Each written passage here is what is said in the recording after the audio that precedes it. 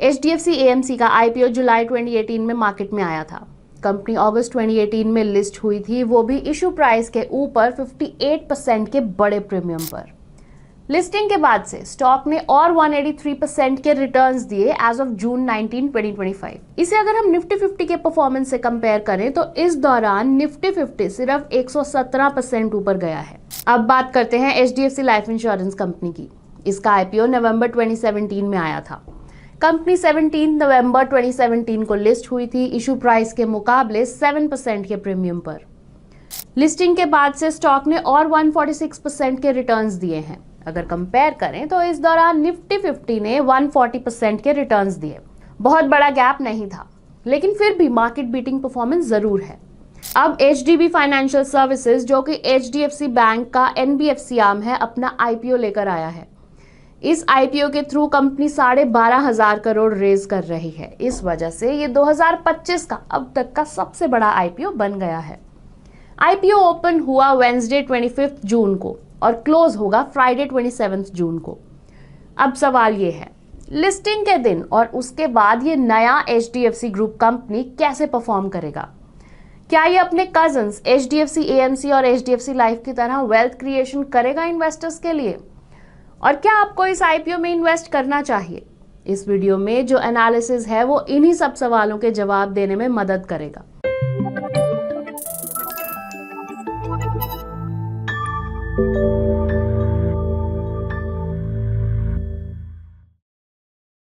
Hello and welcome to ET Money's Hindi YouTube channel. इस video में हम HDB फाइनेंशियल सर्विसेज के IPO का 360 डिग्री एनालिसिस करेंगे ताकि आप डिसाइड कर सके कि इसमें इन्वेस्ट करना सही होगा या नहीं। हम कवर करेंगे IPO details, business and industry, financials and valuations, की रेड फ्लैग्स और फाइनल में कंक्लूजन। चलिए शुरू करते हैं और सबसे पहले देखते हैं की IPO डिटेल्स।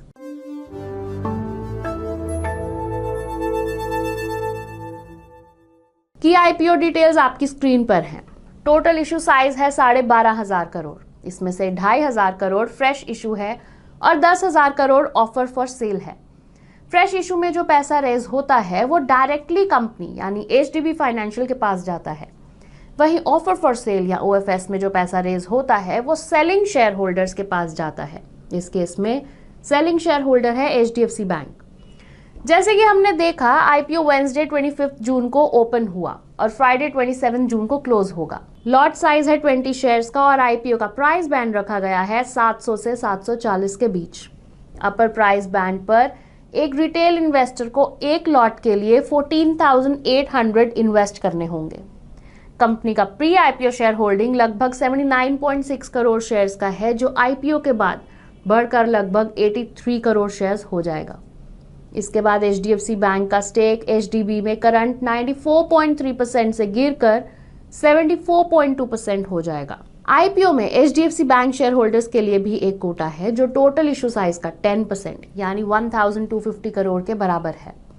इसका मतलब अगर आपके डीमैट अकाउंट में HDFC बैंक के शेयर्स हैं तो आप HDB फाइनेंशियल के IPO में शेयर होल्डर कोटा के अंडर भी अप्लाई कर सकते हैं, साथ ही रिटेल कोटा में भी, जो आपकी IPO अलॉटमेंट के चांसेस को और बढ़ा सकता है।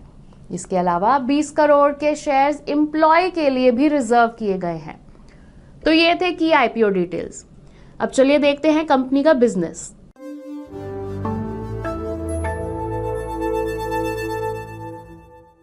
HDFC बैंक की सब्सिडरी HDB फाइनेंशियल एक नॉन बैंकिंग फाइनेंस कंपनी यानी NBFC है। कंपनी के लेंडिंग प्रोडक्ट्स 3 मेजर सेगमेंट्स में डिवाइडेड हैं: एंटरप्राइज लेंडिंग, एसेट फाइनेंस और कंज्यूमर फाइनेंस। ये 3 वर्टिकल्स के अंदर कई तरह के लेंडिंग प्रोडक्ट्स आते हैं, जैसे business loans, gold loans, commercial vehicle loans, personal loans, auto loans and so on. Lending business के अलावा कंपनी फी बेस्ड प्रोडक्ट्स भी ऑफर करती है, जैसे इंश्योरेंस प्रोडक्ट्स की डिस्ट्रीब्यूशन जो प्राइमरीली उनके लेंडिंग कस्टमर्स को प्रोवाइड की जाती है। कंपनी HDFC बैंक को business process outsourcing BPO service भी प्रोवाइड करती है, जैसे बैक ऑफिस सपोर्ट, कलेक्शंस और सेल सपोर्ट सर्विसेज। मार्च 2025 तक कंपनी का लोन बुक 1.07 लाख करोड़ तक पहुंच गया था। इसमें से सबसे बड़ा शेयर एंटरप्राइज लेंडिंग का था 39%, उसके बाद एसेट फाइनेंस 38% के साथ और कंज्यूमर फाइनेंस 23% पर था। कंपनी का लोन बुक काफी डाइवर्सिफाइड है। टॉप 20 कस्टमर्स सिर्फ 0.34% कंट्रीब्यूट करते हैं टोटल ग्रॉस लोन्स में और एवरेज लोन टिकट साइज सिर्फ 1.65 लाख का ही है। लगभग 73% टोटल ग्रॉस लोन सिक्योर्ड हैं और 27% अनसिक्योर्ड हैं। फाइनेंशियल ईयर 25 के डेटा के हिसाब से कंपनी की 85% रेवेन्यू लेंडिंग एक्टिविटीज से आती है। एचडीबी का कस्टमर बेस 19.2 करोड़ तक पहुंच गया है, जो पिछले 2 सालों में 1.6 टाइम्स बढ़ा है। एचडीबी प्राइमरीली उन कस्टमर्स को सर्व करता है जो अंडर सर्व्ड या अंडर बैंक्ड हैं, यानी low to middle income households जिनके पास मिनिमल या कोई क्रेडिट हिस्ट्री नहीं होती। ये फोकस उसकी ब्रांच कॉन्सेंट्रेशन में भी दिखता है। एचडीबी की 70% ब्रांचेस टियर 4+ सिटीज में लोकेटेड हैं। 31 मार्च 2025 तक कंपनी का पैन इंडिया नेटवर्क 1771 ब्रांचेस का था, जो 1170 टाउन्स और सिटीज में स्प्रेड है अक्रॉस 31 स्टेट्स और यूनियन टेरिटरीज। कंपनी को क्रिसिल और केयर से highest credit rating AAA stable मिला हुआ है। तो ये था एचडीबी फाइनेंशियल का बिजनेस ओवरव्यू। अब इंडस्ट्री आउटलुक की बात करें तो NBFC credit growth financial year 25 से फाइनेंशियल ईयर 28 के बीच 15 to 17% पर एनम रहने की एक्सपेक्टेशन है। ये ग्रोथ फाइनेंशियल ईयर 19 से फाइनेंशियल ईयर 25 के बीच जो 13.2% पर एनम थी उससे भी ज्यादा है। सिर्फ इतना ही नहीं, ये ग्रोथ सिस्टमिक क्रेडिट ग्रोथ जो 13 to 15% के बीच रहने का एस्टिमेट है उससे भी ज्यादा है। इसका मतलब है कि फाइनेंस कंपनीज के अंदर एनबीएफसीज की ग्रोथ और फास्ट रहने की उम्मीद है।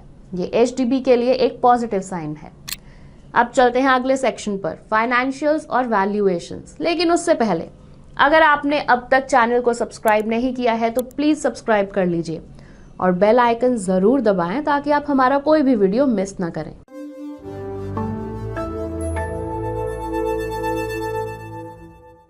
चलिए अब देखते हैं एचडीबी के लास्ट 3 इयर्स के कुछ इंपॉर्टेंट फाइनेंशियल नंबर्स। तो पिछले 2 सालों में कंपनी का रेवेन्यू 12,400 करोड़ से बढ़कर 16,300 करोड़ हो गया है, यानी 14.6% पर एनम का ग्रोथ। लेकिन प्रॉफिट ग्रोथ थोड़ा स्लगिश रहा है, सिर्फ 5.4% पर एनम।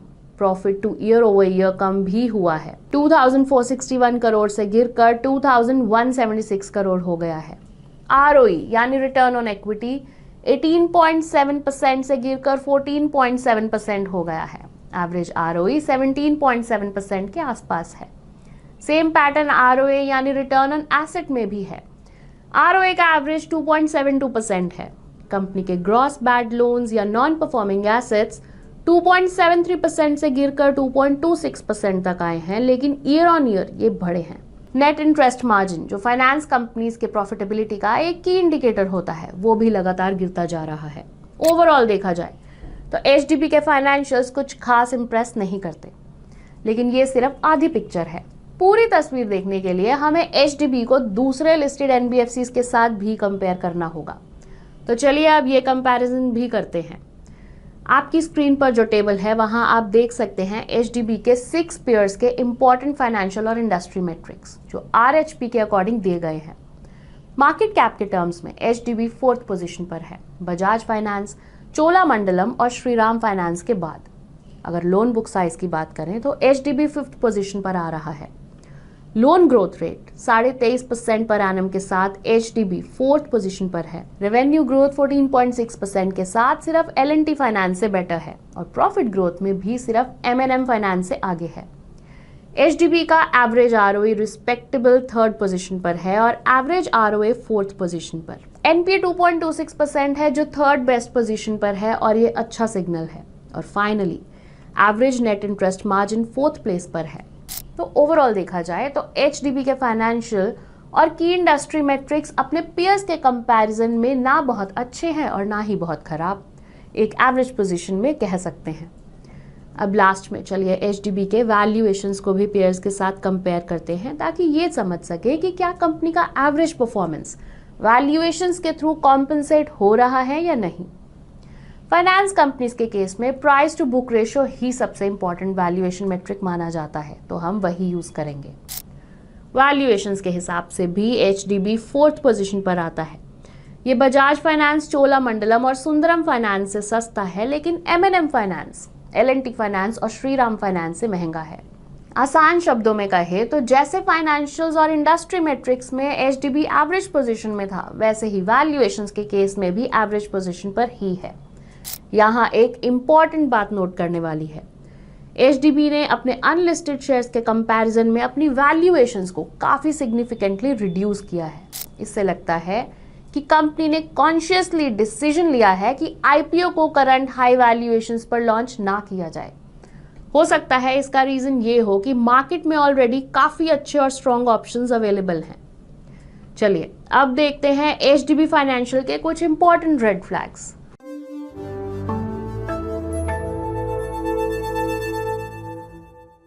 आईपीओ इन्वेस्टिंग में सिर्फ बिजनेस और फाइनेंशियल्स देखना काफी नहीं होता, कुछ आईपीओ स्पेसिफिक मैट्रिक्स पर भी ध्यान देना जरूरी होता है। ये इंपॉर्टेंट आईपीओ मैट्रिक्स है fresh issue versus offer for sale, objects of the offer, outstanding litigation, contingent liabilities, share acquisition at a price lower than the IPO price, risk factors.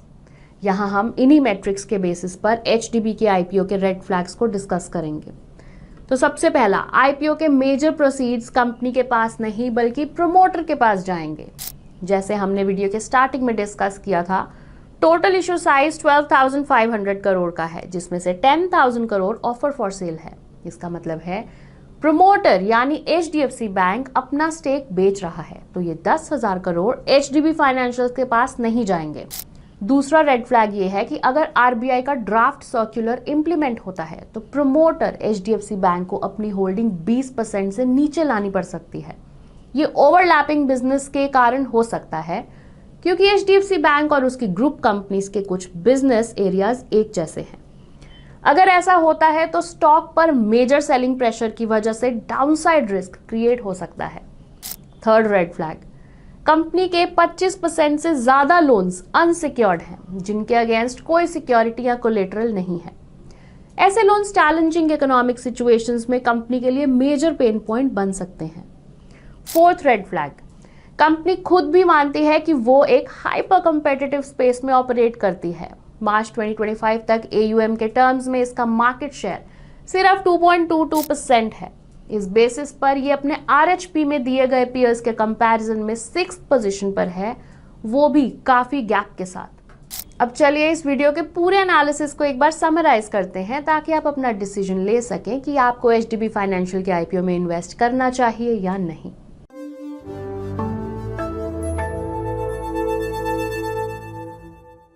HDB का आईपीओ एक ऐसे backdrop में आया है जब RBI ने recent 50 basis points का rate cut, 100 basis points का सीआरआर कट और गोल्ड लोन्स के लिए रिलैक्सेशन दिया है। तो मार्केट सेंटिमेंट फाइनेंस कंपनीज के लिए अभी पॉजिटिव दिख रहा है। ये एचडीबी के लिए एक एडवांटेज हो सकता है। मीडियम टर्म में भी एनबीएफसीज का आउटलुक पॉजिटिव ही है, जैसे हमने पहले डिस्कस किया। एचडीएफसी बैंक का पेरेंटेज एक बड़ा प्लस पॉइंट है। एचडीएफसी बैंक ने अपने आप को रिलायबिलिटी, एफिशिएंसी और सस्टेनेबल ग्रोथ का सिंबल बनाया है और एक्सपेक्ट किया जा रहा है कि उसकी सब्सिडरी भी वही वर्च्यूज फॉलो करेगी। लेकिन नेगेटिव्स भी हैं, जैसे कंपनी का परफॉर्मेंस एवरेज है, ना तो नंबर्स डिसअपॉइंट करते हैं ना ही स्टैंड आउट करते हैं। आईपीओ से पहले वैल्यूएशन में लगभग 40 to 45% का कट किया गया है, जिससे इशू कंपेटिटिव लग रहा है। लेकिन लिस्टेड स्पेस में ऑलरेडी काफी ऑप्शंस अवेलेबल हैं। इन्वेस्टर्स के पास चॉइसेस की कमी नहीं है। बिगर एनबीएफसीज जैसे बजाज फाइनेंस अब भी काफी इन्वेस्टर्स के लिए प्रेफर्ड ऑप्शन बना रहेगा, स्पेशली उसके स्ट्रॉन्ग परफॉर्मेंस की वजह से। तो इन सब पॉइंट्स को देखते हुए एचडीबी का आईपीओ कुछ खास एक्साइटिंग नहीं लग रहा। आपका क्या व्यू है? क्या आप एचडीबी फाइनेंशियल के आईपीओ में इन्वेस्ट करेंगे? हमें कमेंट्स में जरूर बताएं। बस आज के लिए इतना ही। उम्मीद है वीडियो आपको पसंद आया होगा। वीडियो को लाइक करें, शेयर करें और ज़्यादा से ज़्यादा कमेंट्स करें, ताकि ये वीडियो और लोगों तक पहुंच सके। हम फिर मिलेंगे एक नया एनालिसिस के साथ। Until then, happy investing. Investment in securities market are subject to market risks. Read all the related documents carefully before investing.